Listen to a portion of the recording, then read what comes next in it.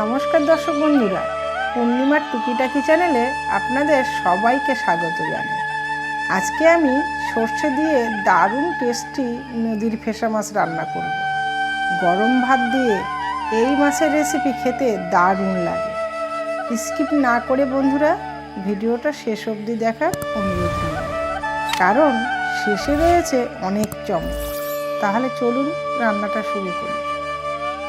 এখানে ফ্যাসা মাছ নিয়ে নিয়েছি কয়েক পিস, 3, 3, 6, 7 পিস 7 পিস ফ্যাসা মাছ নিয়ে নিয়েছি।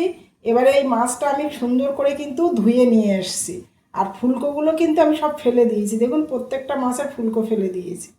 এবারে আমি মাছটা লবণ হলুদ মাখিয়ে নেব। পরিমাণ মতো হলুদের গুঁড়ো দিয়ে দিচ্ছি, আর দিয়ে দিচ্ছি অল্প করে লবণ, কারণ সামুদ্রিক মাছে সবসময় লবণ একটু কম করে দিতে হয়। লবণ দিয়ে দিলাম, আর অল্প করে একটু সরষের তেল দিয়ে দিলাম। এবার তেল লবণ হলুদ দিয়ে মাছগুলো সুন্দর করে মাখিয়ে নেব।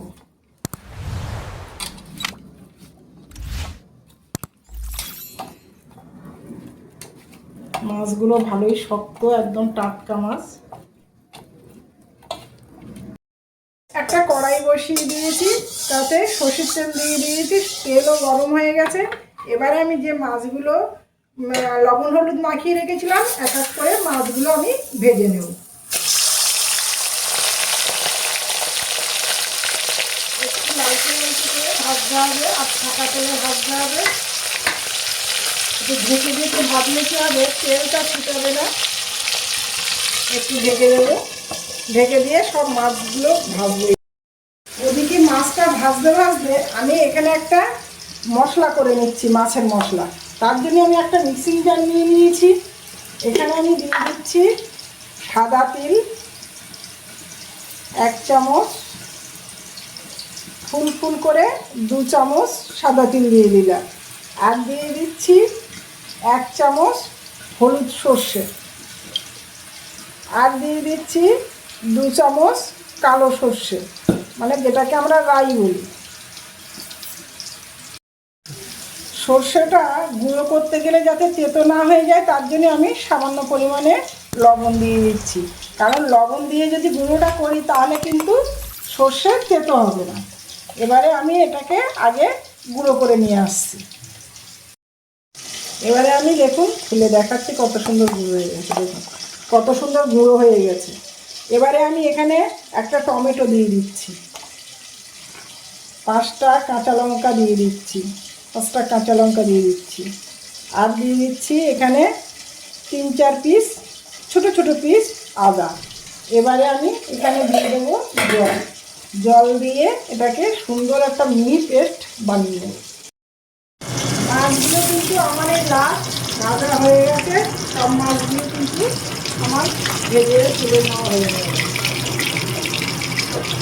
কত সুন্দর, আর এই মাছগুলো কিন্তু দারুণ সুন্দর টেস্ট লাগে। দেখুন মাছগুলো আমি সব ভেজে নিয়েছি।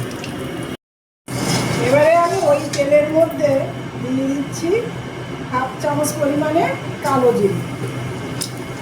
একটু তেলে কালো জিরে দিয়ে দিলাম। আর যে মশলাটা আমি করেছিলাম সেই মশলাটা আমি দিয়ে দিচ্ছি।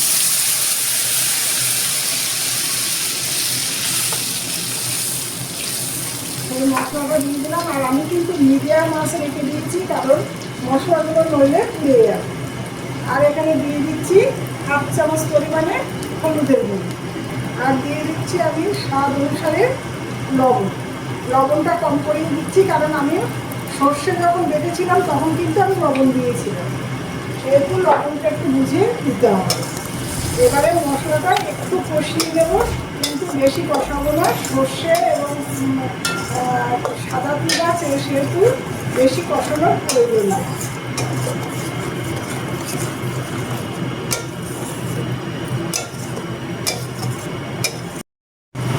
দেখুন মশলা থেকে তেল ছেড়ে দিয়েছে, কত সুন্দর। আর মিডিয়াম আছে কিন্তু আমি মশলাটা কষিয়ে নিয়ে যাব। সুন্দর তেল ছেড়ে দিয়েছি। এইবারে আমি এখানে জল দিয়ে দিচ্ছি, সেই মিক্সিটা ধুয়ে আমি জলটা দিয়ে দিই। এই রান্নাটা বন্ধুরা খুব চটজলদি হয়ে যায়, কারণ মাছটা ভাজতে না সময়টা লাগে, তাছাড়া কিন্তু একটু সময় লাগে না, খুব চটজলদি হয়ে যায়। এই মাছের টেস্টটা এত ভালো টেস্ট, আপনারা বাড়িতে একবার খেয়ে দেখবেন। ঠিক আমি যেভাবে যে প্রসেসে করছি এইভাবে খেয়ে দেখবেন, পেঁয়াজ রসুন না দিয়ে। অনেকে পেঁয়াজ রসুন দিয়ে খান, কিন্তু আমরা পেঁয়াজ রসুন দিয়ে খাই না, আমাদের এইটাই ভালো লাগে। আর একটু জল দিয়ে দিচ্ছি, দিয়ে এবার ফোটার জন্য রেখে দিতে হবে। কিছুক্ষণ একটু ঢেকে রেখে দিচ্ছি। কিছুক্ষণ পরে ফিরে এলাম, ঝোলটা ফোটার অপেক্ষায় ছিল। এবার দেখুন ঝোলটা কত সুন্দর ফুটে গেছে, কিন্তু ভালো ফুটে গেছে। এবারে আমি মাছটা একে একে দিচ্ছি। মাছগুলো এই সময় দিতে হবে, সব মাছগুলো আমি একে একে দিয়ে দিচ্ছি। বন্ধুরা অবশ্যই কিন্তু এই প্রসেসে একবার বাড়িতে করে খাবেন, এবং কিন্তু আমাকে কমেন্টের সাহায্যে জানাবেন যে কেমন হয়েছিল রান্নাটা এবং কেমন টেস্ট হয়েছিল। একটু খুন্তি দিয়ে একটু ঝোলের ওপরটা একটু করে দিতে হবে, কারণ ঝোলটা তো কমই হবে, বেশি ঝোল ঝাল হবে না। বন্ধুরা এইভাবে কিছুক্ষণ আমি মাছটা ফুটতে দেব, একটু ঝোলের সাথে ফুটবে, যাতে মশলাগুলো মাছের ভিতরে ভালোভাবে চলে যায়। কিছুক্ষণ ফুটুক, তারপরে আমি ফিরে আসছি। বেশ কিছুক্ষণ ফুটেছে, 2-3 মিনিট মতো ফুটেছে, আর ঝোলটা কিন্তু খুব ঘন হয়ে গেছে, বেশ মাছের গায়ে সুন্দর লেগেও গেছে। এবারে আমি দেবো এখানে অল্প পরিমাণে 1 চামচ পরিমাণে কাঁচা সরষের তেল দিয়ে দিচ্ছি। এইভাবে দিলে কিন্তু একটা দারুণ একটা সেন্ট লাগে, সরষের তেলের সেন্ট লাগে। আর দিয়ে দেব একটু ধনেপাতা। শীতের সিজন, একটু ধনেপাতা মাছের ঝালে যদি না পড়ে তাহলে কিন্তু ভালো লাগে না, সেই জন্য ধনেপাতাটা দিলে এর আলাদাই টেস্ট বেড়ে যাবে। তো বন্ধুরা এইভাবে আপনারা কিন্তু অবশ্যই বাড়িতে ট্রাই করবেন। আর এইরকম মাছের ঝাল হলে গরম ভাতে কিন্তু আর কিছুই প্রয়োজন হবে না, এক থালা ভাত খেয়ে নিতে পারবেন। তো আমার এখানেই কিন্তু বন্ধুরা আমার ফ্যাসা মাছের ঝাল এখানেই কমপ্লিট হলো। আপনারা সুস্থ থাকবেন, ভালো থাকবেন, আর আমার পাশে থাকবেন। Thank you.